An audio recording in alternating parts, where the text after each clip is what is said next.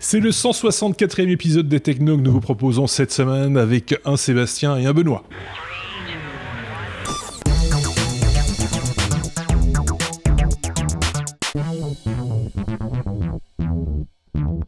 Ceci étant dit, des Benoît, nous n'en avons qu'un. C'est celui-ci.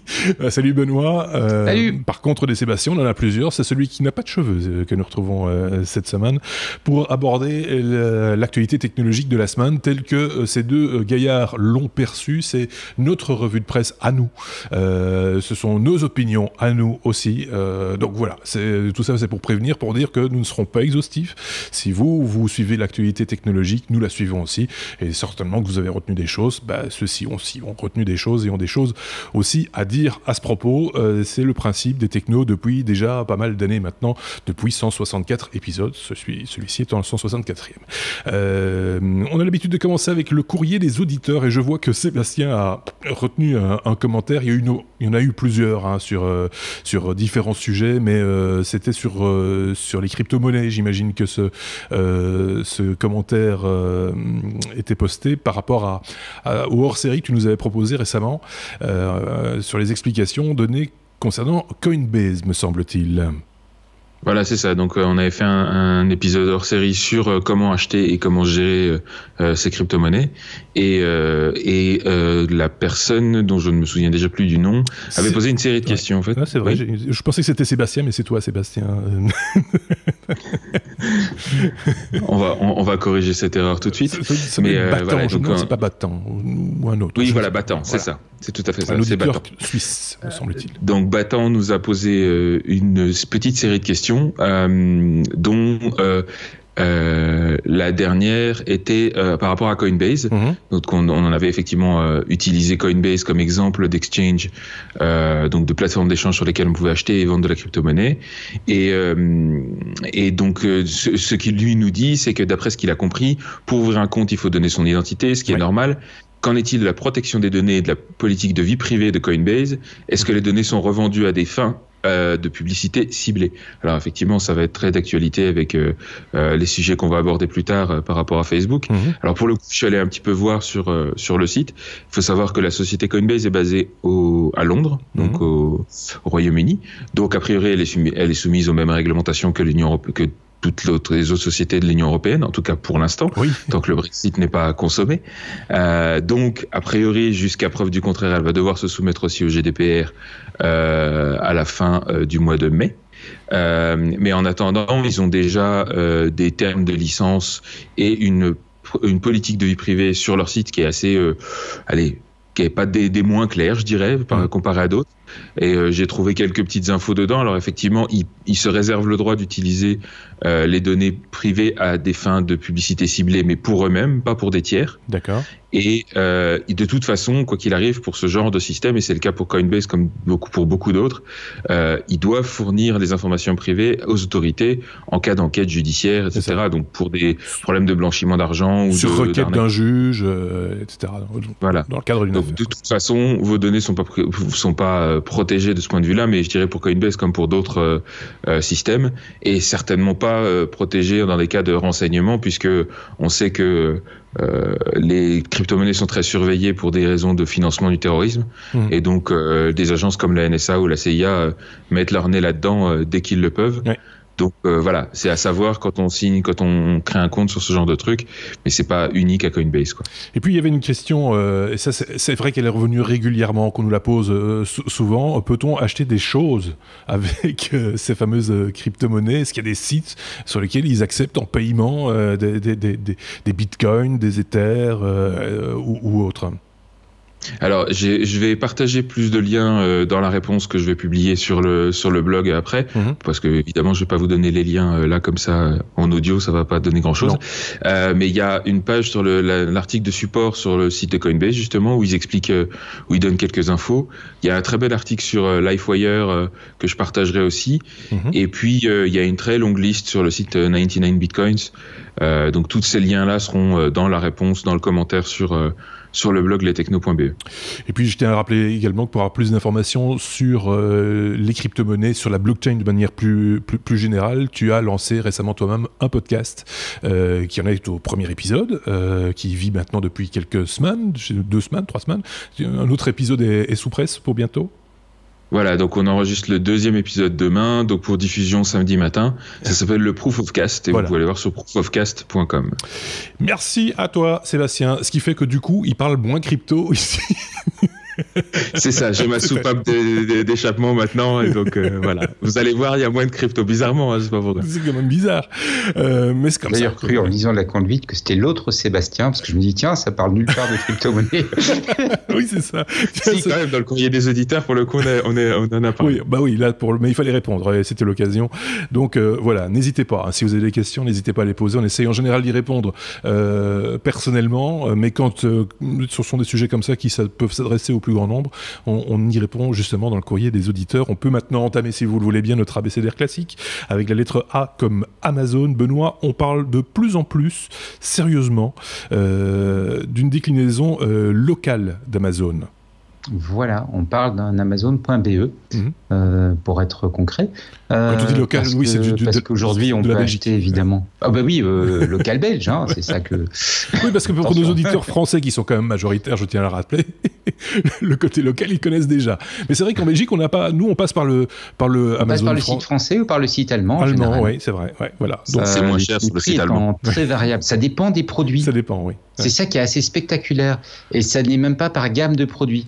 Pour le matériel photo, tu vas genre prendre un boîtier et il est 20% moins cher en Allemagne. Tu prends l'objectif qui est sur le boîtier, il est 15% moins cher en France. Oui, c'est vrai. Il y a des choses comme ça. Ça n'a ni queue ni tête, ce truc. Oui, c'est très particulier. Donc, on peut faire son shopping sur plusieurs sites, mais on en aura bientôt un .be.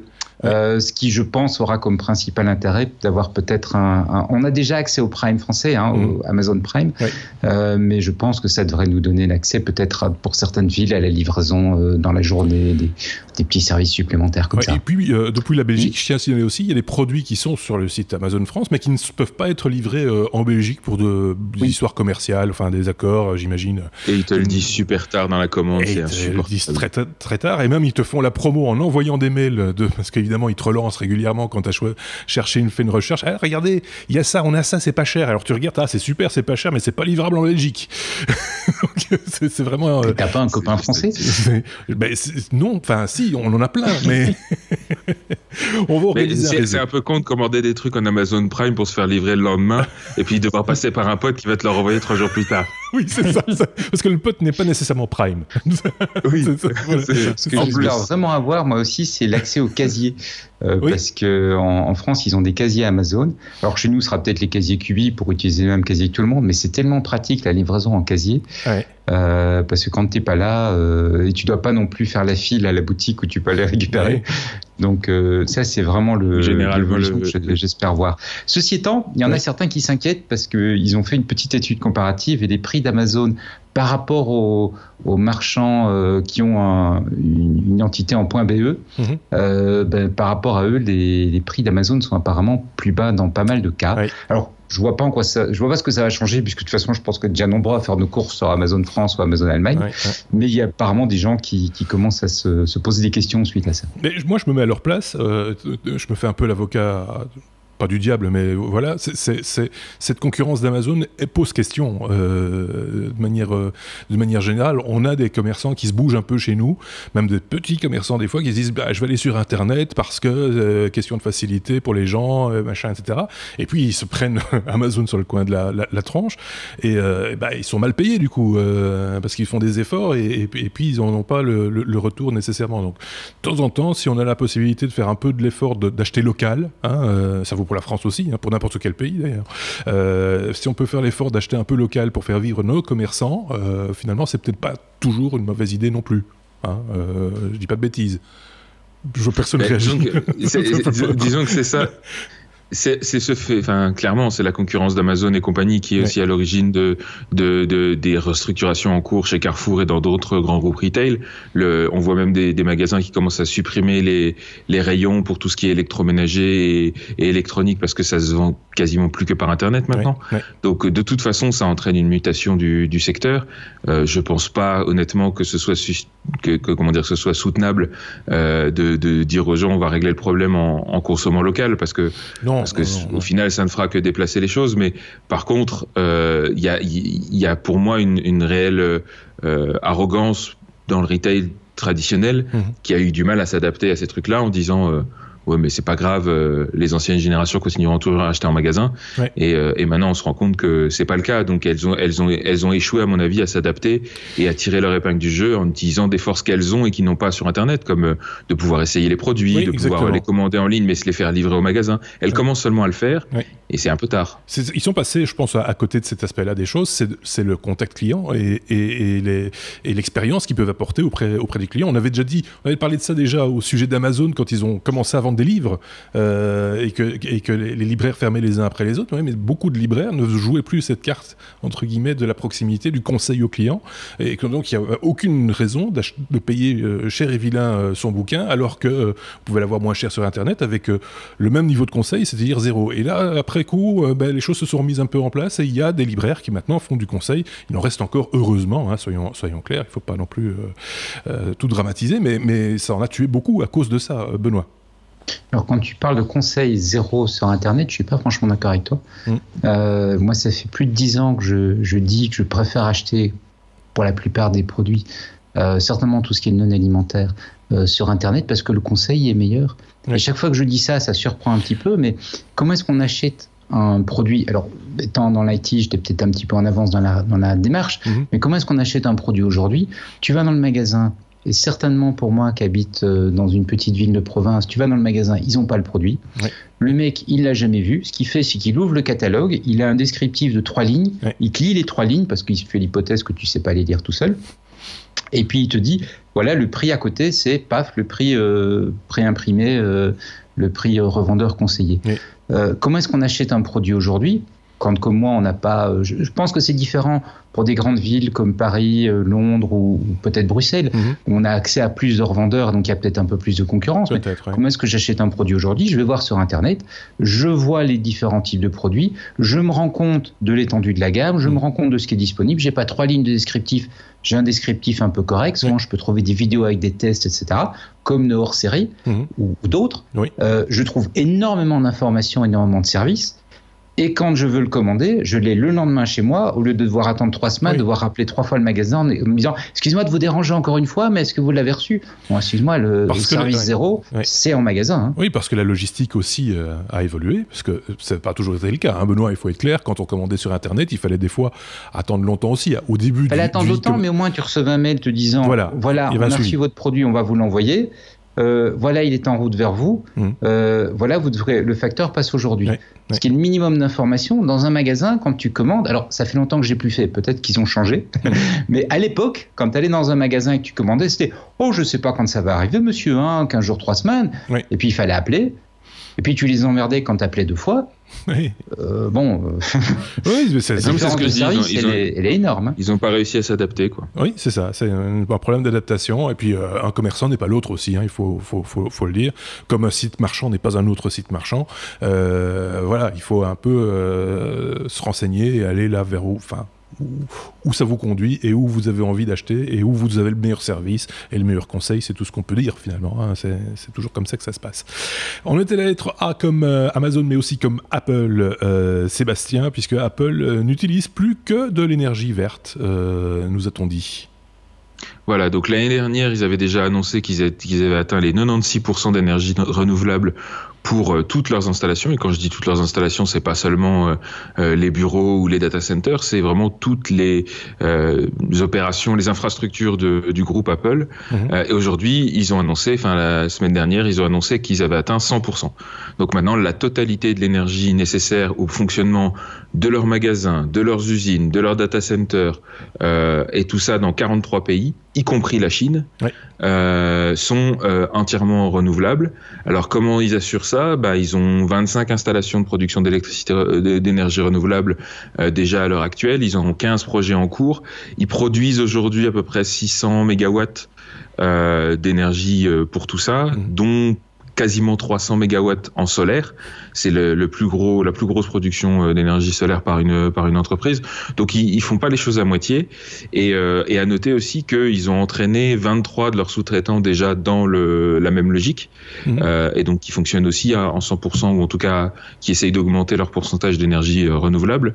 Donc et je rappelle au passage que le nouveau campus qui vient d'ouvrir, là, l'espèce d'anneau, le donut, ou autrement appelé le vaisseau spatial où vont mourir les drones, qui se crachent lamentablement sur le toit, est entièrement autosuffisant, c'est-à-dire que l'énergie elle est produite à la fois par des panneaux solaires et par des piles à combustible par défaut, et c'est uniquement quand ils ont des baisses d'énergie ou parce qu'ils ont pas stocké assez ou quoi aux caisses qu'ils vont chercher de l'énergie sur la grille, donc sur le réseau centralisé. Donc c'est un système inversé, quoi. Quand ils doivent miner des bitcoins aussi. Ou ça, oui. Mais sûrement qu'ils vont se mettre à en miner des bitcoins, parce qu'à mon avis l'énergie qu'ils produisent sur site elle va être excédentaire. S'ils peuvent la stocker en plus, oui, il y a des chances. Mais on en avait parlé dans un hors-série précédent il y a quelques semaines, quelques mois maintenant, avec un interlocuteur, un chroniqueur extérieur, Stuff, de l'aspect éthique, entre guillemets, écologique d'Apple, qui est vraiment, enfin ils ont une bonne cut. Alors maintenant il serait peut-être temps de payer leurs impôts locaux, c'est un autre débat, mais il y a de gros efforts qui sont faits du côté d'Apple, des efforts qui ne sont pas nécessairement faits, on le répète, chez d'autres marques comme LG, Samsung ou d'autres, hein. Il faut être très clair là-dessus. Sur la fabrication d'un smartphone, il y a quand même pas mal de produits là-dedans qui sont issus soit du recyclage, soit qui sont issus de mines, ou en tout cas il y a eu un contrôle sur le fait que les gens qui y travaillent ne sont pas exploités, etc. Enfin voilà, tout ce débat-là, je vous renvoie vers ce hors-série. On remettra le lien éventuellement si vous voulez. Je ne sais pas si quelqu'un voulait rajouter quelque chose. Benoît peut-être non. Sébastien non plus. Non, voilà. Ça va. C'est bon. C'est parfait. Passons à la suite. Alors, on est toujours à la lettre A comme Apple. Benoît, une nouvelle version de Final Cut Pro vient de sortir. J'ai fait la mise à jour hier ou avant-hier, me semble-t-il. Ça se passe juste au moment du grand salon de Las Vegas, le NAB. Hein.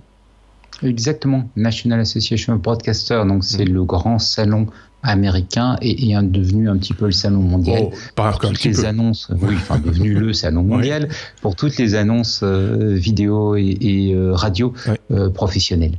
Et juste, Apple nous sort une nouvelle version de Final Cut Pro qui est pas avec des millions de changements, puisque maintenant ils en sortent souvent, donc c'est plus comme quand ils faisaient des grosses versions où on attendait 2 ans et puis il y avait plein de changements. C'est des petites améliorations au fil de l'eau, des choses qui peuvent être utiles. Une amélioration d'exportation, ça c'est toujours chouette parce que c'est plus facile de faire les réglages. Ça va peut-être pas nous concerner directement, mais ils ont également amélioré la gestion des sous-titres et en particulier une meilleure synchronisation avec les applications de sous-titrage pour récupérer directement des sous-titres qui vont être intégrés sur la timeline. Ça peut intéresser finalement, je te coupe 2 secondes Benoît, ça peut intéresser beaucoup de monde finalement, l'aspect sous-titrage de vidéos. On le sait maintenant dans les réseaux sociaux, quand on publie et en particulier Facebook, quand on publie une vidéo, souvent on la sous-titre, soit avec l'outil Facebook qui permet de le faire, soit en brûlant, comme on dit, le sous-titre dans l'image, ce qui permet comme ça d'avoir une vidéo qu'on va pouvoir porter sur d'autres applications. On le sait, la vidéo est fort consommée sur les devices mobiles, hein, smartphone, tablette, et on n'a pas toujours l'occasion d'en écouter le son non plus. Hein. Ah oui, tu as raison, effectivement, j'y avais pas pensé. Donc les sous-titres, ça peut tous nous concerner. Et la dernière amélioration, c'est l'intégration du ProRes RAW. Donc ProRes, c'est le format vidéo propre à Apple, mais qui est un format ouvert, qui est supporté par différents fabricants. Et donc ils ont maintenant une version RAW. Donc avant, on avait Cinema DNG, le format Adobe, et Apple propose une alternative maintenant pour l'enregistrement de fichiers RAW. En plus, évidemment, tous les autres formats ProRes qui sont déjà supportés. Et notons que les enregistreurs Atomos et DJI ont déjà annoncé le support du ProRes RAW. Bonne nouvelle. Il y a d'autres petites améliorations aussi, me semble-t-il, sur la vidéo 360 et des choses comme ça. Hein, Oui, ils font toujours des petites améliorations supplémentaires. Là, j'ai mis les 3 points qui sont vraiment, comment dire, pas du peaufinage de détails, mais vraiment des nouvelles fonctionnalités.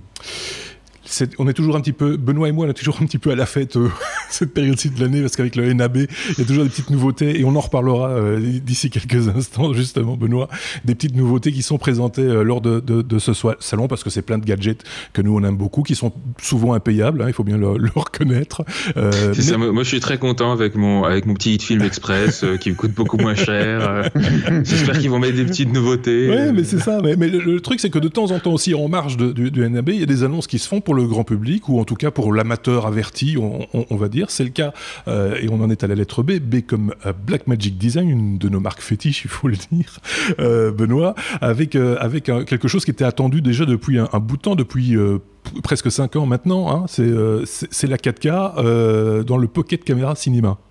On peut dire ça comme ça, effectivement. Donc le 2013, je ne sais pas si tu t'en souviens, on faisait un autre podcast ensemble, et on était tout en affaire parce que Blackmagic Design venait de sortir la Pocket Cinema Camera, la première génération, qui était pour la première fois une caméra capable de filmer en RAW. Donc le format RAW, c'est le format brut de capteur, ce qui est le format qui donne le maximum de latitude pour du retraitement par la suite, capable d'enregistrer en RAW, capable d'enregistrer dans des formats professionnels à moins de 1 000 euros. Ils ont même pendant un temps fait une promo à moins de 500 euros. T'en as profité pour acheter un second appareil, si je me rappelle bien. Oui, tout à fait, effectivement, tout à fait. Et puis voilà, ils ont continué à étoffer leur gamme de produits. La Pocket Cinema Camera est resté au catalogue.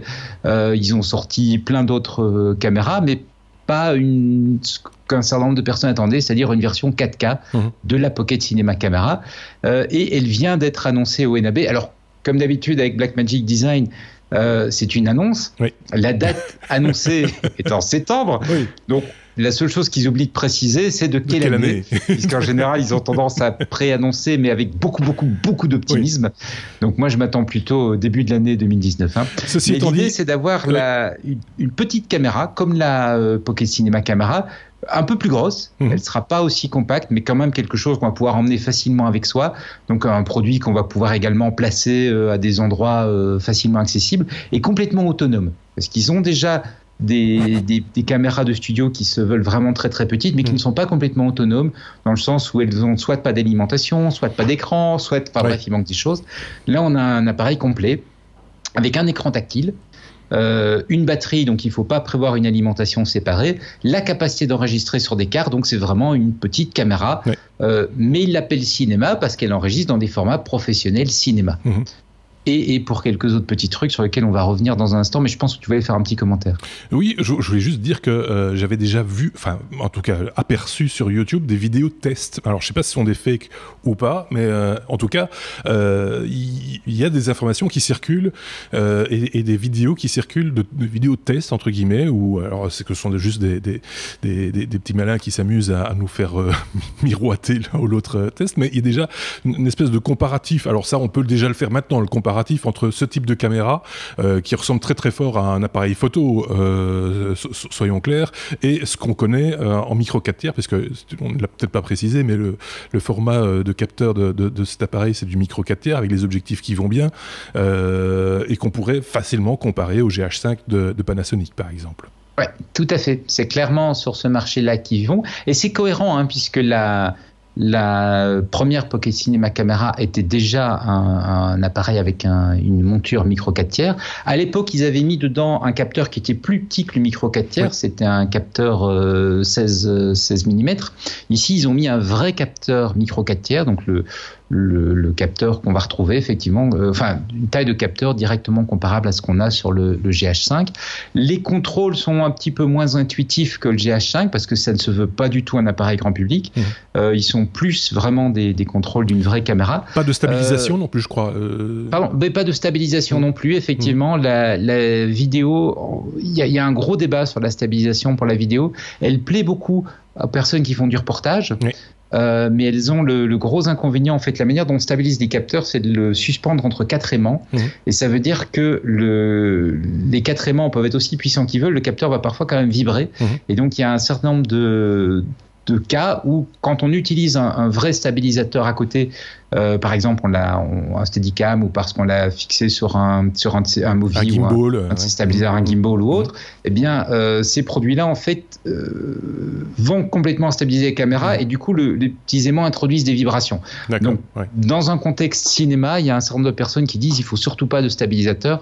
Voilà, je pense que juste, ils ont pas ça demande une maîtrise technique pour mettre ça sur un appareil grand public, parce que le produit va quand même être proposé à $1,300, pardon. $1,300, c'est-à-dire à peu près la moitié du prix du GH5 de Panasonic. Oui. Je pense que voilà, il faut accepter quelques petits compromis. On trouve aujourd'hui des GH4 à ce prix-là. Oui, on trouve des GH4 à ce prix-là, mais là, on a un appareil qui enregistre natif en RAW, alors que le GH4, si je me souviens bien, non, il faut un enregistreur externe. Oui. Et tu n'enregistres pas en RAW, tu enregistres quand même un format compressé. Oui. On ne va pas passer un temps phénoménal à donner tous les détails techniques, parce que je vois Sébastien qui est en train de s'endormir déjà. Mais bon, dans les quelques éléments importants pour les amateurs d'image, il y a 13 diaves de dynamique, donc ça veut dire qu'on peut quand même faire des images avec un éclairage qui ne doit pas être non plus trop exigeant. On va pouvoir filmer avec par exemple une fenêtre à l'arrière-plan et ne pas avoir une fenêtre qui va devenir complètement blanche. On aura un petit peu de détail et définition dedans. C'est ce qui faisait le charme de la première Pocket Cinema Camera. Il y a une connectique professionnelle avec la capacité d'avoir une alimentation électrique qui se bloque. Ça, c'est important parce que quand on filme dans un milieu professionnel, on ne veut pas d'une bête fiche qui peut s'enlever à n'importe quel moment. Là, une connexion pour le micro en mini XLR, donc les connexions professionnelles, mais dans une taille adaptée à la taille de l'appareil. Ce qu'on a appelé dans le temps le Tiny XLR, me semble-t-il, mais je peux me tromper. C'est un petit connecteur XLR. Le mini. Oui. Je ne sais pas si je l'ai dit, mais elle filme en 4K, mais je l'ai dit, ça. Oui. Donc elle filme dans le grand format, puisque l'ancien modèle filmait en Full HD. Et UHD aussi. Et UHD. Ouais. Et alors, ils ont rajouté un truc assez intéressant, un port USB-C. Donc on trouve maintenant sur de plus en plus d'appareils, mais qui a deux fonctions. La première fonction, c'est qui permet d'alimenter. Donc si tu as une batterie, tu vois, qui te permet de recharger, soit de faire un boost d'énergie pour ton MacBook, soit de venir recharger ton iPhone ou ton iPad en route, eh ben, tu vas également pouvoir alimenter ta caméra avec ça. Donc ça veut dire pas besoin d'acheter des batteries supplémentaires si tu as déjà cet équipement, ou voir le partager dans une situation où tu es un petit peu coincé. Et deuxièmement, elle est capable d'émettre un signal vidéo là-dessus et donc d'aller enregistrer directement pas en même temps évidemment, sur un disque externe. Et ça, il y a évidemment des cartes internes qui permettent d'enregistrer dans un format compact, mais si on veut enregistrer vraiment pendant très longtemps sans avoir à acheter une foultitude de cartes, parce que les cartes haute capacité ça coûte très cher, et qu'on est capable d'accepter un peu plus d'encombrement, mais on prend un disque HD et on se branche dessus. Voilà. Plein de choses comme ça. Je ne sais pas si je l'ai dit, l'écran est tactile. Oui, tu l'as dit au tout début. Ça va, donc on vous renvoie vers notre blog, lestechno.be, vous aurez le lien vers toutes les informations concernant cet appareil-là. Et évidemment, si vous tapez NAB 2018, vous aurez également accès à toutes les informations qui sont des nouveaux produits qui sont présentés à Las Vegas ces temps-ci, et beaucoup de vidéos également, parce que évidemment, puisque ça parle de vidéo, il n'y a pas beaucoup de gens qui vont sur place pour filmer et donc montrer des choses. Et si ça vous passionne, si ça vous intéresse, je pense que vous en aurez pour votre argent, comme on dit. Je pense que Sébastien, à l'air de rien, tu t'intéresses quand même aussi un peu à la vidéo, puisque tu filmes avec ton drone, toi, maintenant. Oui, voilà. Et puis bon, je fais aussi de la formation en ligne, donc je filme. Mais bon, pour ça, en général, j'ai pas besoin d'un appareil 4K super professionnel, etc. Donc, ça dépend ce qu'on fait aussi. Et c'est vrai que là, c'est un usage très, très spécifique. Benoît, lui, il filme. Il est proposé. Oui. Le prix le rend compétitif par rapport à certaines autres caméras. Évidemment, les contrôles sont peut-être d'un abord un peu plus complexe. Il faut investir un petit peu plus. C'est pas plus compliqué en soi, mais ça paraît un peu plus complexe parce que la terminologie est moins grand public. Mais le prix est quand même assez attractif. Oui, c'est sûr. J'ai dû payer à peu près 1 000 € mon EOS 70D avec lequel je me filme. Ouais. Et je galère avec la connectique parce que je trouve que les inputs sont beaucoup trop limités. Et là, rien que le mini XLR, c'est intéressant. Oui, non, il y a des choses à faire. Enfin, quand on s'intéresse un petit peu et qu'on a un petit peu de budget, et c'est pour ça que je le répète, ça s'adresse pas à tout le monde, ça s'adresse essentiellement aux amateurs avertis ou à ceux qui ont vraiment, dont c'est la passion et qui ont vraiment envie de mettre des sous là-dedans. On peut trouver son compte maintenant avec des outils comme ça qui l'air de rien, ça reste quand même un peu magique parce que pour ce prix-là, on a quand même maintenant accès à de la 4K, enfin dans des conditions, Benoît, tu ne me diras pas le contraire, avec des conditions pour filmer qui sont quasiment professionnelles, hein, enfin qui sont d'un niveau professionnel, quoi. On peut avec maintenant l'inconvénient d'une marque qui est quand même une marque qui vise d'abord un marché professionnel et qui a pas les capacités de R&D d'une marque plus grand public. Faut quand même pas se leurrer, l'autofocus est généralement un peu moins, enfin sévèrement moins performant chez Blackmagic que dans d'autres marques plus grand public. Mais voilà, par contre, comme on le disait à l'instant, la connectique, pour ce qu'on est en train de faire, où en final l'autofocus n'est pas très sollicité, moi je prendrais volontiers la connectique en remplaçant parce que voilà, ça va juste être plus pratique, ça va juste faire gagner plus de temps, quoi. Donc encore une fois, il faut voir un petit peu ce qu'on veut faire. Ah oui, un truc que j'ai pas dit, mais qui est important concernant le prix. Donc c'est $1,300, mais dans ces $1,300, il y a la licence pour ah zut, c'est pas Final Cut, c'est leur produit. DaVinci, merci.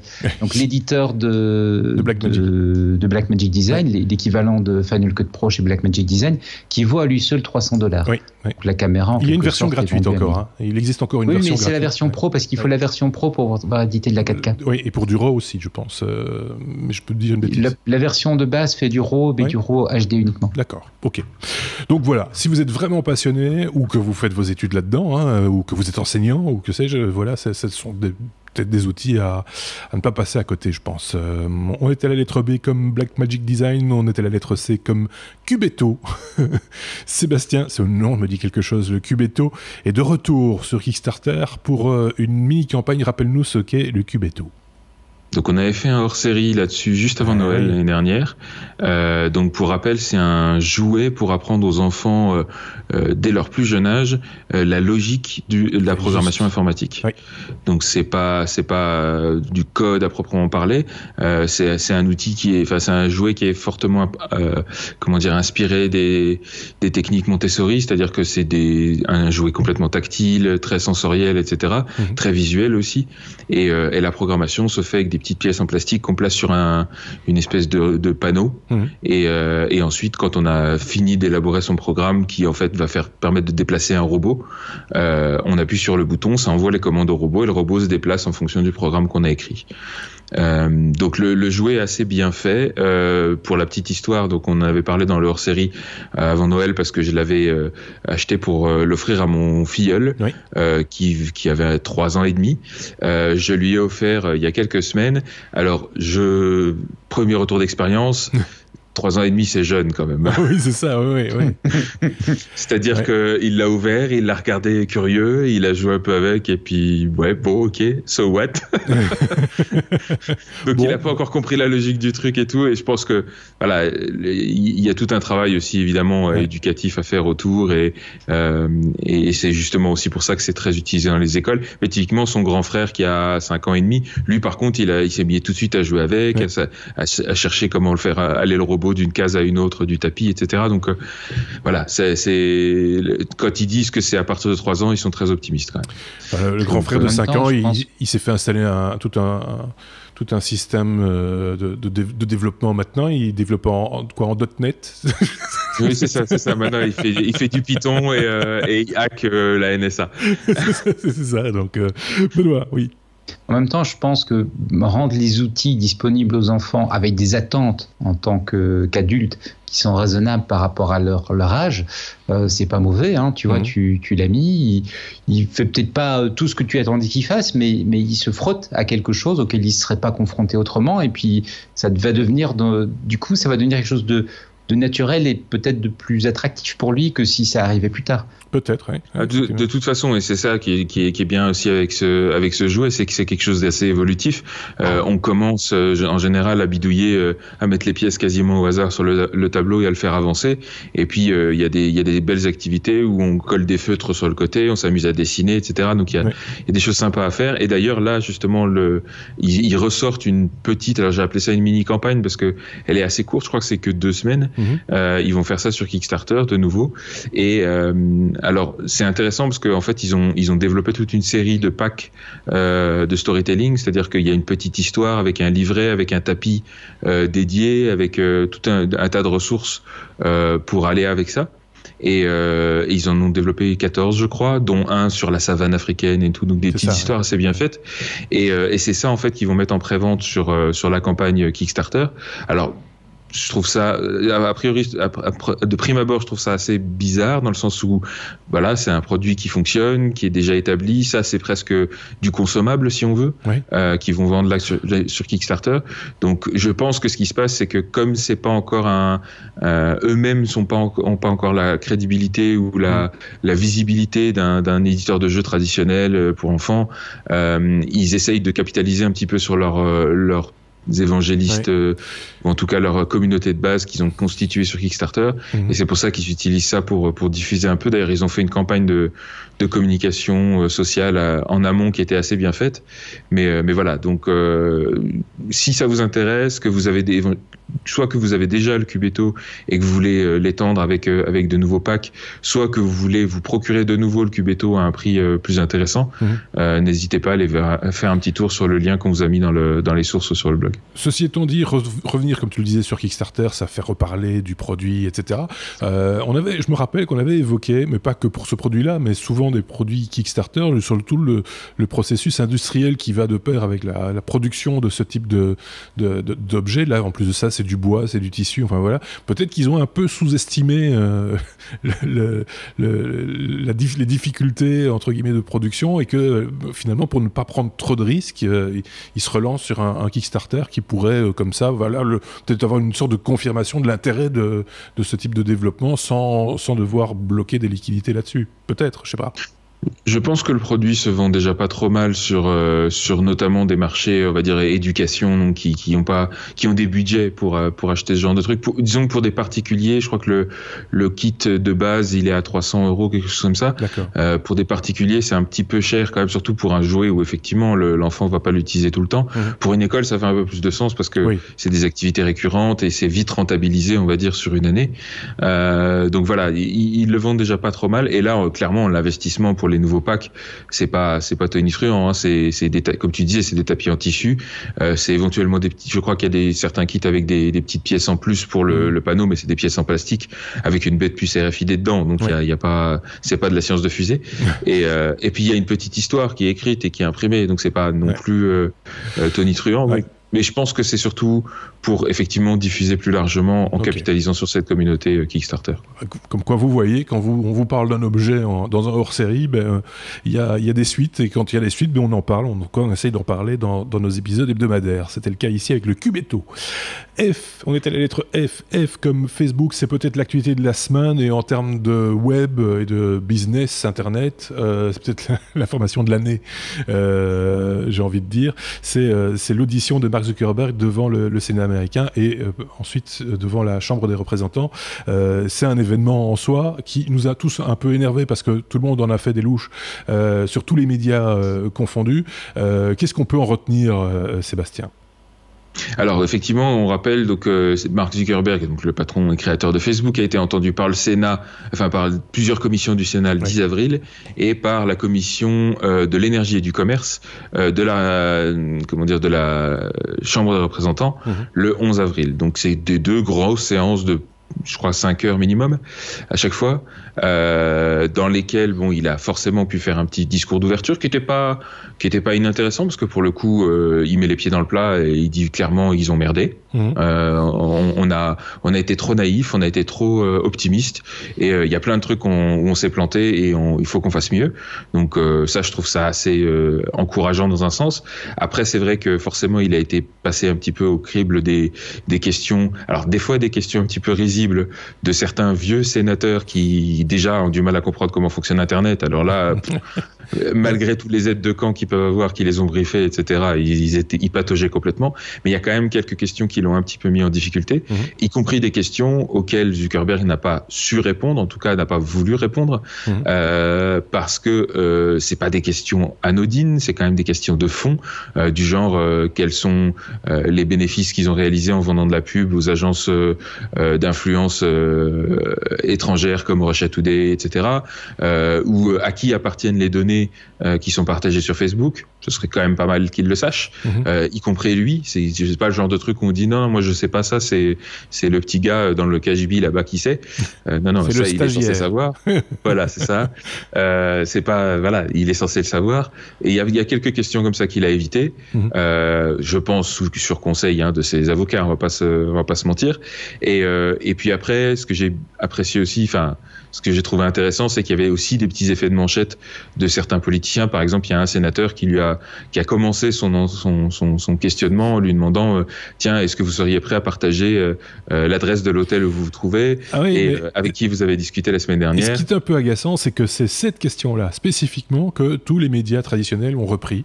Parce qu'il y a eu un moment d'hésitation au moment de la réponse et que ça a un peu fait rire le public. C'est le moment 5 heures d'audition et c'est tout ce qu'on retient du truc. C'est quand même très... Non, puis c'est vraiment ce que j'appelle un effet de manchette parce que c'est vraiment un coup une espèce de truc super hypocrite parce que faut quand même pas oublier que d'abord c'est bizarre comment le gouvernement et le Congrès américain se retrouvent tout d'un coup en chantre de la vie privée, alors qu'il n'y a pas 2 ans, 3 ans de ça, on découvrait le programme PRISM, qui avait été exposé par Edward Snowden et qui tapait dans les données de Facebook, au nom du gouvernement américain.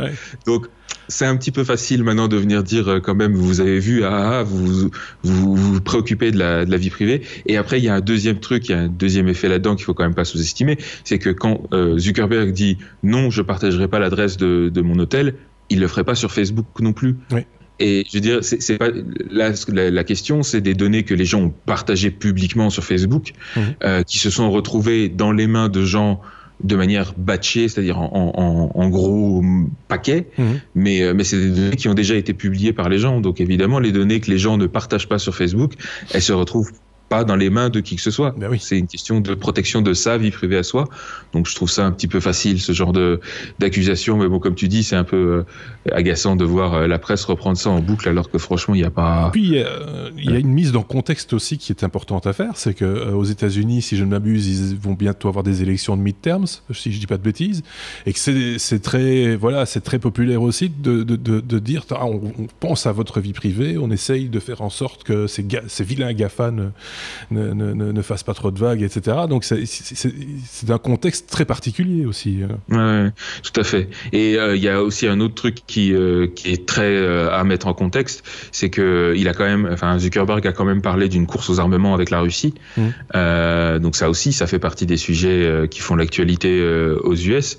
Et moi, j'ai trouvé le parallèle intéressant parce que au final, il disait maintenant ils sont en train d'être les Russes deviennent de meilleur en meilleur à attaquer nos systèmes, donc à nous d'être aussi meilleur en meilleur à parer à ces attaques. C'est ça, Et ça m'a fait vraiment penser exactement à plus ou moins la situation qui s'est produite pendant la guerre froide, sauf qu'à l'époque, le nerf de la guerre, c'était la communication, et c'est pour ça que d'ailleurs Internet est arrivé, c'est pour ça qu'Internet a été inventé, pour pouvoir avoir un réseau de communication qui résisterait à des attaques centralisées par des gouvernements comme le gouvernement soviétique à l'époque.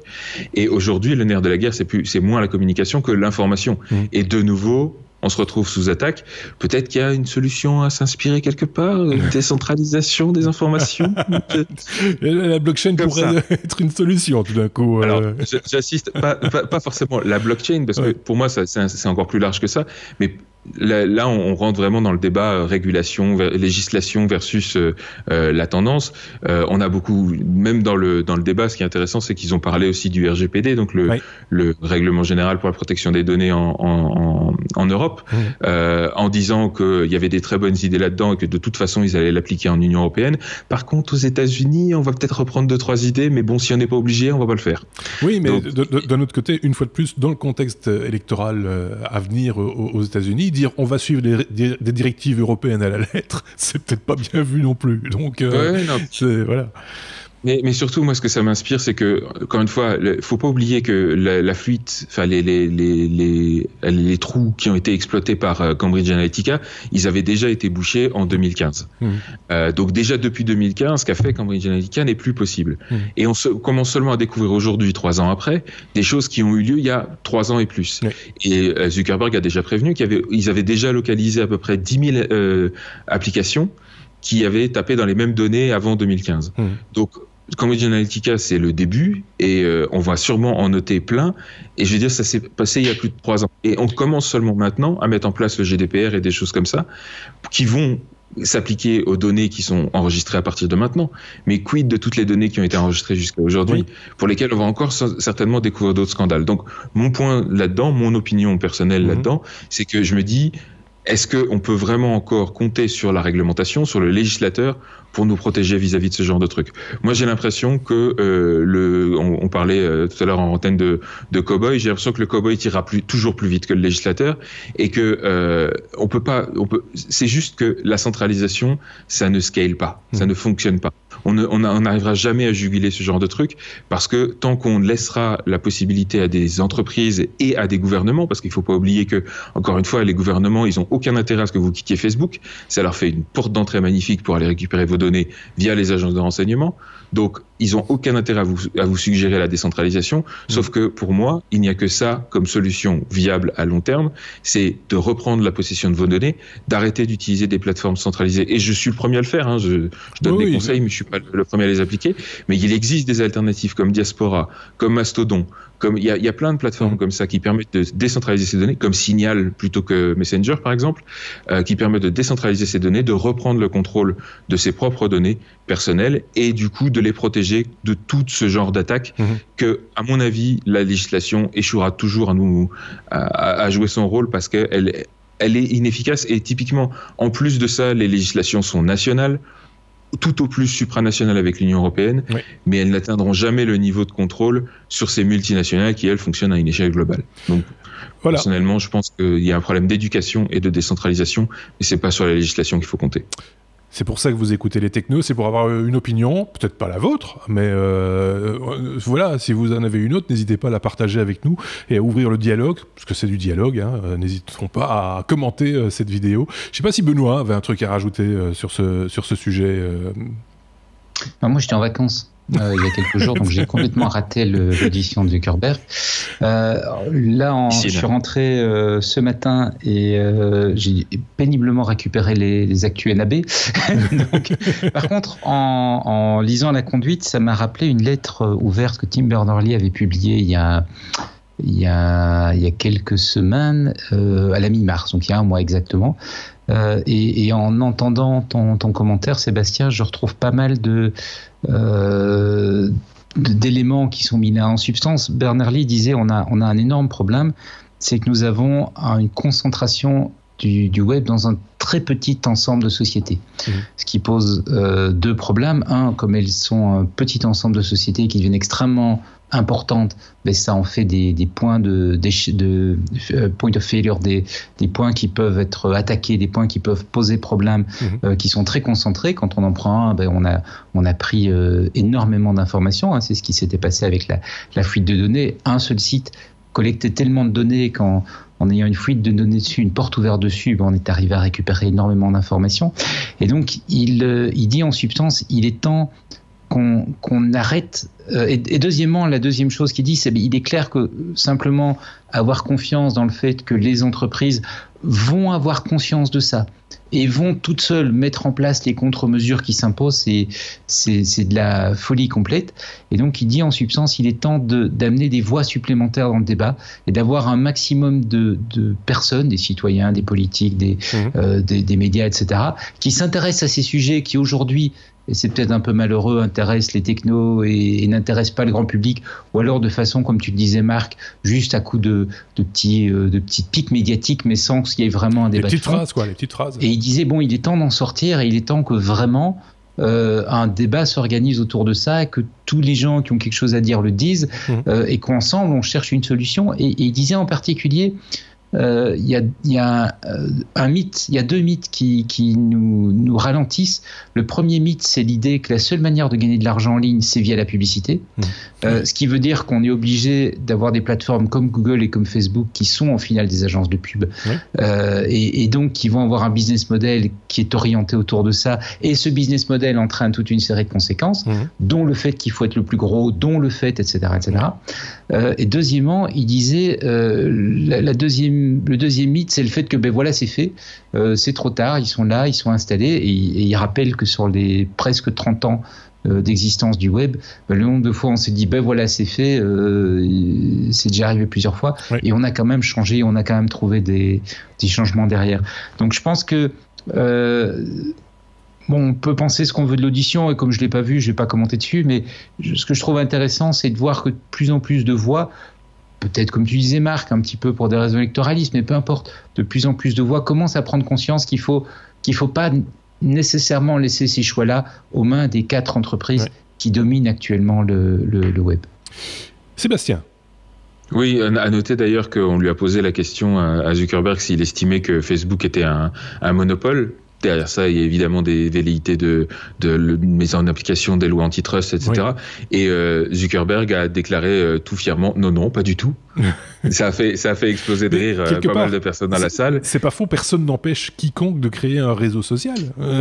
Non, mais c'est ce qu'on appelle un monopole de fait. Bien sûr. C'est-à-dire que c'est exactement le même cas à un moment donné que Microsoft avec Windows. Oui, bien sûr.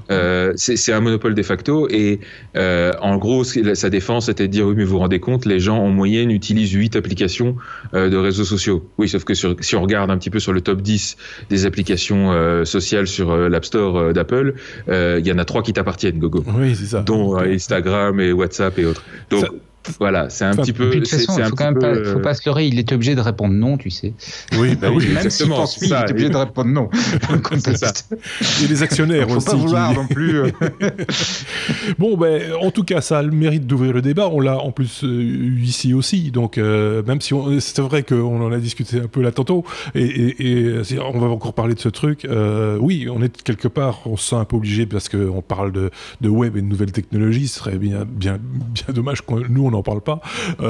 Donc voilà, on en a parlé. Si une fois de plus, je le répète, si vous avez une opinion sur le sujet, n'hésitez pas. On peut rentrer dans une conversation si vous le voulez, via les commentaires ou peut-être à l'occasion d'un live un jour, pourquoi pas, de faire un truc un peu plus interactif pour justement débattre de ce sujet avec le tout venant. Et ça ouvrira peut-être aussi les yeux sur certains qui pensaient que Facebook c'est plutôt sympa, et voilà, rien n'est sympa, rien n'est méchant. Il faut faire attention, c'est tout. C'est une question d'éducation aux médias, comme on a déjà eu l'habitude de le dire précédemment. On est à la lettre G comme Gmail, Sébastien. Gmail qui va connaître une grosse mise à jour, mais esthétique essentiellement. Esthétique et un peu fonctionnel aussi, mais en tout cas ça concerne essentiellement leurs clients web, donc pas tellement les clients mobiles, etc., qui existent mais qui sont, je pense, un peu moins utilisés. Mais donc ils ont annoncé ça à la base en privé pour leurs clients professionnels, donc avec la plateforme G Suite et tout, qui regroupe un peu plusieurs applications. Et manque de bol, évidemment, en privé, tu penses, il y a très rapidement l'annonce s'est retrouvée placardée un petit peu sur pas mal de sites. Il y a même The Verge qui s'est procuré des saisies d'écran. Ah oui. Et en gros, il y a 5 grosses nouveautés qui vont arriver. Alors, les nouveautés, d'habitude, c'est assez incrémental, et sur Gmail, ils sortent régulièrement des petites mises à jour. C'est un outil en bêta et en évolution continue. Mais là, pour le coup, il y a une grosse batterie de changements assez conséquents qui vont arriver, dont notamment, effectivement, un changement d'esthétique. Donc, toute l'interface utilisateur va être revue en profondeur. Assez similaire, finalement, à ce qu'ils avaient déjà fait avec Google Calendar, où ils avaient un petit peu épuré le design, avec un petit peu de matériel design et tout ça. Donc là, on va se retrouver avec une interface qui va un peu mal vieillie, je pense, au niveau de Gmail, et qui va être complètement revue en profondeur. Deuxième élément qu'ils vont rajouter, c'est une meilleure intégration avec justement les applications de G Suite à l'intérieur de Gmail. Pour l'instant, vous avez un bouton haut à droite de l'écran et vous pouvez basculer d'une application à l'autre, mais l'intégration à l'intérieur même de l'application, elle se fait pas vraiment bien. Et quand vous avez du Google Calendar, ou surtout, je pense à Google Keep, que j'ai commencé à utiliser, qui est vraiment très pratique, mais aussi toutes les applications Google Drive, tout ça va être intégré beaucoup plus étroitement à l'intérieur même de l'interface de lecture de mail. La troisième chose qui va apparaître, c'est les réponses suggérées. Alors ça, c'est quelque chose qui existait déjà dans les clients mobiles, mais qui va arriver maintenant sur le client web aussi. Donc en gros, c'est quoi? C'est oui, effectivement, il y a une IA qui va lire tous vos mails et qui du coup va en déterminer les réponses les plus pertinentes pour que vous ayez juste à pousser sur un bouton plutôt que de vous faire chier à taper une réponse. Quand c'est juste pour dire OK, ou je serai là, ou j'aurai un peu de retard. C'est ça, Voilà, c'est des trucs qui sont assez simples. Probablement ce qui pour moi est le plus marquant, parce que il était temps, c'est l'ajout enfin du snooze. C'est-à-dire de la possibilité, vous recevez un mail, vous le lisez, mais vous n'avez pas le temps de le traiter tout de suite. Et vous pouvez le reprogrammer pour plus tard. Quelqu'un, il va disparaître de votre inbox et puis il va réapparaître dans votre inbox automatiquement au moment où vous avez décidé que vous pourriez le traiter. C'est vrai que des fois, on le met un de côté en disant je le gérerai plus tard, et puis on oublie. Parce que avec l'âge, voilà. Et puis on l'oublie derrière soi. Je pense par exemple aux factures. Tu vois. Par exemple. Mais même, il y a plein d'exemples comme ça. Et puis il y a le cas typique des gens qui s'envoient des mails pour pas oublier des trucs. Oui. Ils s'envoient des mails à eux-mêmes pour se faire une to-do list. Et puis après, ils bazardent le truc à la poubelle. Donc c'est une to-do list qui sert à rien, quoi. Ceci étant dit, on est quand même loin de l'usage du mail quelque part. Hein. C'est une dérive quelque part, ce qu'on fait là. Ouais, complètement. Juste envoyer un mail juste pour envoyer un mot, par exemple, ça se fait énormément maintenant, depuis pas mal de temps en entreprise. Juste oui, ok. Enfin, je suis désolé, mais c'est pas ça que ça sert un mail, quoi. C'est très bizarre. Oui. Mais donc, il faut savoir que ces fonctionnalités de snooze, elles existaient déjà dans des clients alternatifs. Enfin, moi, j'ai utilisé Mailbox pendant super longtemps. J'étais super triste quand ils l'ont arrêté parce que c'était devenu vital. Enfin, moi, j'arrive à fonctionner en inbox 0 avec ça depuis quelques années maintenant. Et j'en ai besoin. Donc là, maintenant, je paye pour un abonnement Polymail parce que dans Polymail, il y a cette possibilité-là qui est assez poussée. Donc, je suis content qu'ils ajoutent ça enfin dans Gmail. Et alors, le dernier élément qu'ils ont ajouté, c'est un fameux mode hors ligne. Donc, il faut savoir que Google est engagé dans tout un effort pour développer ce qu'on appelle les applications offline first, et au-delà même du mobile first où on design les applications pour une utilisation mobile d'abord. Là, ils partent du principe que il y a plein de cas d'utilisation quand vous êtes dans le métro ou dans certaines conditions où vous n'avez pas de connexion Internet, l'application doit pouvoir rester utilisable. Et depuis peu, il y a des gros efforts qui sont faits au niveau web avec une technologie qu'on appelle les service workers, qui vont permettre d'avoir des applications qui fonctionnent en offline, au même titre d'ailleurs que les applications natives que vous installez sur votre mobile. Ça, Et d'ailleurs, l'objectif de ça, c'est de concurrencer ce mode de fonctionnement. Et Gmail va pouvoir fonctionner avec les service workers, donc en mode offline, et cacher plein de choses, enregistrer vos mails. Par exemple, vous tapez un mail, il enregistre en local si vous n'êtes pas connecté. Et dès que vous êtes connecté, il va l'envoyer automatiquement. Vous n'auriez pas besoin de vous en occuper, quoi. Ok, bon tout ça c'est de bonnes nouvelles quelque part. C'est plutôt des bonnes nouvelles, ouais. On est à la lettre N comme Norvège. On va juste accélérer un tout petit coup. N comme Norvège, Benoît, la Norvège qui passe à l'avion électrique. Qu'est-ce que cette histoire? Tu te souviens du Solar Impulse? Oui. C'est cet avion qui a fait le tour du monde. Purement en électrique, avec un choix de techno qui était très moderne à l'époque. Et bien petit à petit l'idée fait son chemin, et la Norvège, qui est un grand pays producteur de pétrole mais qui est aussi un pays qui investit énormément dans l'énergie renouvelable, s'est fixé un objectif: en 2040 tous les vols intérieurs seront des vols électriques. Alors ils y arriveront pas, on ne sait pas encore, mais ce qui est intéressant, c'est de se fixer un objectif, parce que ça veut dire que du coup, il y a des démarches qui se mettent en œuvre, il y a de la R&D qui se met, il y a des budgets qui se dégagent, il y a des investissements qui se font, il y a des réflexions, il y a de la recherche, etc., qui va se faire autour de ça. Et c'est paraît pas complètement impossible, puisqu'on voit les grands fabricants Boeing et Airbus testent des solutions électriques. Donc ça me paraît être sympa. Ça veut dire des avions électriques. C'est des avions, s'ils sont alimentés par de l'énergie renouvelable, qui ont forcément qui devient un moyen de déplacement s'appuyant sur du renouvelable. Et deuxièmement, ça veut dire moins de bruit. Et donc notamment les problèmes qu'on a par exemple à Zaventem avec les voisins qui sont gênés, et qu'on a dans tous les aéroports du monde entier d'ailleurs. Zaventem, pour nos amis français, c'est l'aéroport de Bruxelles en fait, mais qui se trouve dans une commune périphérique à Bruxelles, qui s'appelle Zaventem. Et qui est très proche pour un aéroport national, qui est très très proche du centre de Bruxelles par rapport à ce qu'on voit sur la plupart des autres capitales. Et donc ça entraîne beaucoup de gêne, de bruit. Plus le fait que les pistes sont orientées, vent dominant oblige, vers Bruxelles, et donc vers la capitale, et donc les avions sont obligés de... Oui, ça avait été bien pensé, c'était bien fait, quoi. C'était, voilà.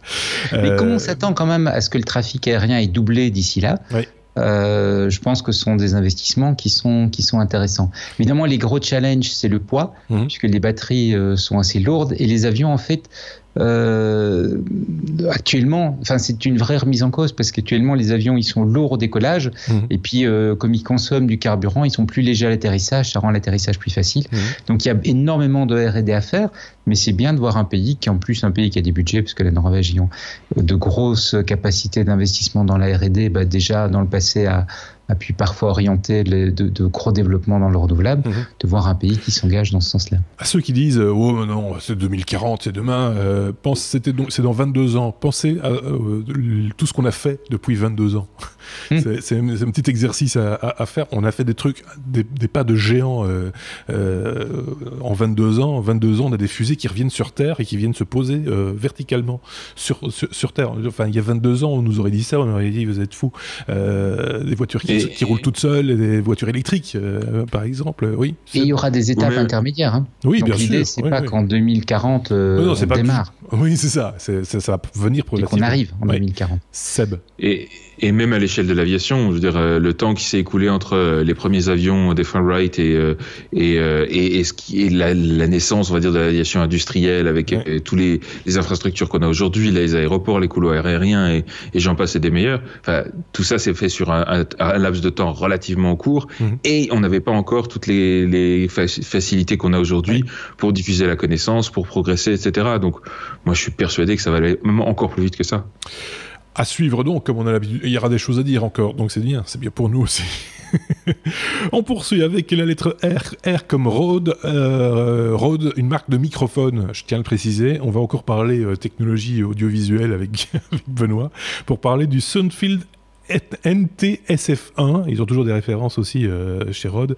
Un micro ambiosonique. Exactement. Donc c'est la troisième annonce NAB de l'émission. Donc de quoi s'agit-il ? Rode, c'est un fabricant de micros qui a l'habitude de faire des micros qui ont un très bon rapport qualité-prix, ce qui les rend très populaires pour tous les gens qui font de la vidéo. Mais les gammes de micros qu'ils proposent aujourd'hui, c'est les micros d'interview, les micros pour enregistrer une personne. C'est ce qu'on a devant nous, c'est des micros type micro de studio qui permettent de s'enregistrer soi, ou c'est des micros stéréo qu'on trouve habituellement sur les caméras, donc qui prennent avec une spatialisation qu'on va utiliser pour des bruits d'ambiance, pour que le bruit d'ambiance corresponde à l'image. Mais alors, évidemment, avec le développement de la réalité virtuelle, avec le développement de la 3D dans une moindre mesure, on a envie d'avoir des micros qui nous permettent de nous immerger de la même façon dans le son et d'avoir le son qui vient de partout. Alors, il y a quelques technos et il y a quelques micros qui existent pour faire ça et ça coûte la peau des fesses et un peu plus. C'est des modèles très très haut de gamme parce que c'est vendu sur des petites quantités, c'est hors de prix. Et là, Rode arrive avec un micro qui va peut-être paraître cher quand je vais dire le prix, mais qui est absolument rien quand on le compare à ce que coûte un autre micro capable de faire de la VR, les modèles précédents de micro ambiosonique, et qui est dans des prix dans la zone haute, mais dans des prix qui sont comparables à ce qu'on a aujourd'hui pour un micro un micro de studio ou un micro pour du reportage. Et le prix, c'est en fait 1 000 €. Et l'intérêt, c'est que c'est pas un micro, mais c'est 4 micros qui sont configurés d'une façon un petit peu particulière. Je vais pas rentrer dans les détails techniques, mais ils enregistrent pas le son dans une direction, ils enregistrent le son dans tout l'espace de son autour du micro. Et l'intérêt, c'est que c'est après, au montage, qu'on va pouvoir dire, en fait, je veux une image stéréo, parce que je fais un film normal. Je fais un film VR, je tourne à gauche, je tourne à droite, je veux que le micro tourne à gauche, tourne à droite, ou on met un capteur sur la personne qui est en train de regarder, et c'est quand il tourne à gauche, quand il tourne à droite, qu'on va lui faire l'illusion du son qui vient comme s'il tournait de gauche à droite. C'est du surround proactif, quoi. C'est du surround, en fait, passif à la prise de son, c'est ça qui est très intéressant. C'est-à-dire que tu déposes simplement ton micro et tu ne te poses plus de questions, mais qu'on peut rendre actif à la visualisation. C'est génial. C'est un petit peu comme la caméra 360 que l'on pose et qu'on ne bouge plus.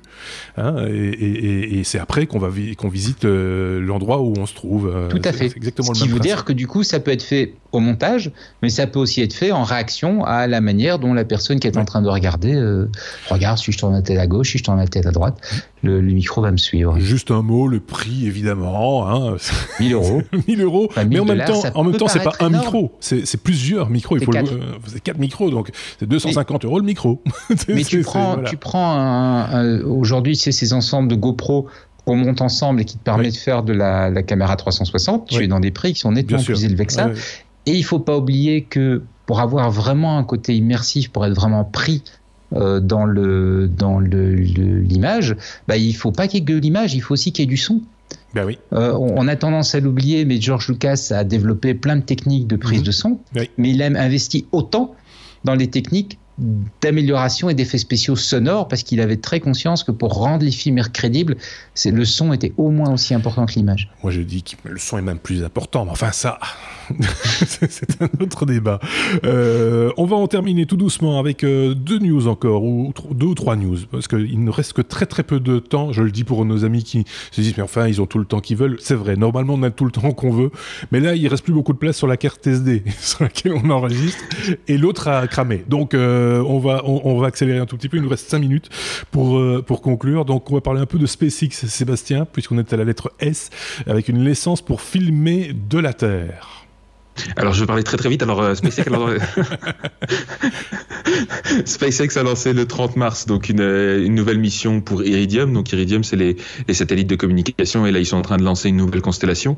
Et en général ils lancent les satellites par paquet de 10, et là ils ont fait encore un lancement, le 5e de la constellation, le 30 mars. Et pendant le lancement, qui d'autre part s'est déroulé de manière tout à fait parfaite, tout s'est bien passé. Ils n'ont pas récupéré le premier étage parce que c'était pas prévu de toute façon. Le premier étage était arrivé en fin de vie, donc ils l'ont bêtement jeté dans l'océan. Mais voilà, donc la mission s'est bien passée, sauf que à la fin, là où on attendait de pouvoir voir les magnifiques images des 10 petits satellites qui se dégagent sur le 2e étage, et ben là on n'a rien vu. Et ils ont coupé la rediffusion, et ils avaient prévenu pendant la diffusion qu'ils allaient le faire, et visiblement ils étaient quand même assez agacés. En fait, ils ont découvert très récemment que s'ils voulaient filmer la Terre depuis l'espace, ça leur prenait une licence. Ah oui. Une licence, en fait, c'est assimilé à de la télédétection. Donc, la loi dit, il est illégal pour toute personne assujettie à la juridiction et au contrôle des États-Unis d'exploiter un système privé de télédétection spatiale sans être en possession d'une licence de la NOAA, donc c'est la National Oceanic and Atmospheric Agency, je crois. Et donc voilà, ils l'ignoraient, et là pour le coup ils l'ont découvert. Alors quand ils l'ont découvert, ils ont tout de suite soumis un dossier pour obtenir cette licence. Malheureusement, il était un peu tard par rapport au lancement, donc ils l'ont pas obtenu à temps.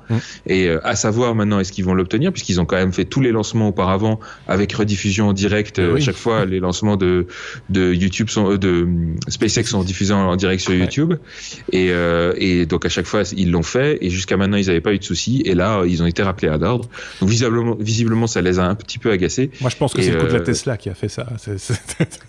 La Tesla sur fond de terre, sur clair de terre, ça n'a pas plu. Ça c'est clair. Et puis et pour le coup, enfin je veux dire, à chaque lancement on a droit à une nouvelle salve de platistes qui essayent de nous expliquer que tout ça c'est du flan, que ça n'existe pas, que c'est tourné en labo. Là ça va pas arranger le truc, hein. Ils vont continuer à se dire vous avez vu, hein, ça coûtait trop cher le labo. C'est pour ça qu'ils veulent pas, parce que on voit les bords de la planète. C'est ça. Et c'est mieux quand c'est plat. Enfin bref. Et je rappelle au petit passage pour la petite anecdote que vous ne pouvez pas travailler chez SpaceX si vous n'êtes pas américain, parce que c'est assimilé à l'industrie de l'armement. Donc voilà. Okay. Donc si vous avez un ami qui vous dit je travaille chez SpaceX, c'est qu'il ment, ou alors qu'il est américain. Voilà, c'est ça l'idée. On accélère encore un tout petit peu, si vous voulez bien, avec une information de Benoît. S comme Suède. On s'inquiète de la disparition de l'argent liquide. C'est quoi cette histoire d'argent liquide? Est-ce qu'il y a moyen d'expliquer ça en 2 minutes? Eh bien parce qu'en Suède, le paiement électronique est extrêmement développé. On commence à avoir des magasins qui se disent, bon, en final, il n'y a plus de raison qu'on accepte des billets et des pièces de monnaie. Ah oui. Et qui veulent uniquement, qui pensent à uniquement accepter des paiements électroniques. Et ça commence à inquiéter certaines personnes parce que ça rejoint tout à fait la discussion qu'on avait tout à l'heure sur les monopoles de fait. Mmh.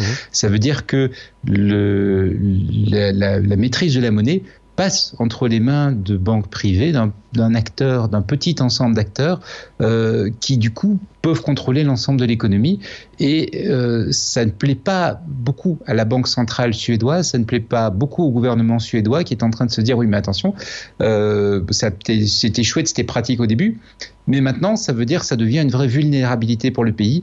Un attaquant pourrait s'emparer des systèmes de paiement et couper toute activité dans la Suède brusquement et on serait complètement démunis. Oui. Comme on sait que la Suède n'est pas loin de la Russie, que déjà les périodes de la guerre froide ça les inquiétait un petit peu. Voilà, ça a fait parler en ce moment. Je ne vais pas en faire plus long puisqu'on est un peu court, mais j'ai mis 2 liens intéressants pour ceux qui veulent suivre ça dans le blog. Oui, on ne voudrait pas donner l'impression de bâcler cette fin d'épisode, mais c'est vrai qu'on est un peu pris par le temps, du coup, pour des raisons purement techniques. C'est quand même bête, mais c'est comme ça, que voulez-vous. Mais effectivement, les sources, tu fais bien de le rappeler, toutes les sources des sujets dont on vous parle dans chacun de nos épisodes se retrouvent sur lestechno.be. On conclut rapidement, Sébastien, avec une petite news concernant Twitter, puisqu'on est à la lettre T comme Twitter, qui bloque quelque part certaines applications tierces.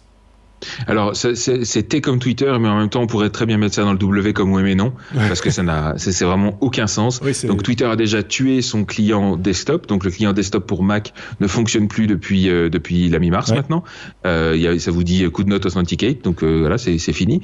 Et donc, pas mal de gens, moi y compris, s'étaient rabattus sur les clients alternatifs comme Twitterific, Tweetbot et autres. Mm-hmm. Et ça aussi, ils vont couper, enfin, en tout cas, ils vont couper une API très importante qu'ils utilisaient, l'API de streaming, et sans garantie qui vont la remplacer. Donc tous ces clients-là vont avoir du mal à assurer leur fonctionnalité. Je ne comprends pas quelle est la logique de Twitter dans cette histoire. Pourquoi ils cherchent à tuer leurs clients comme ça.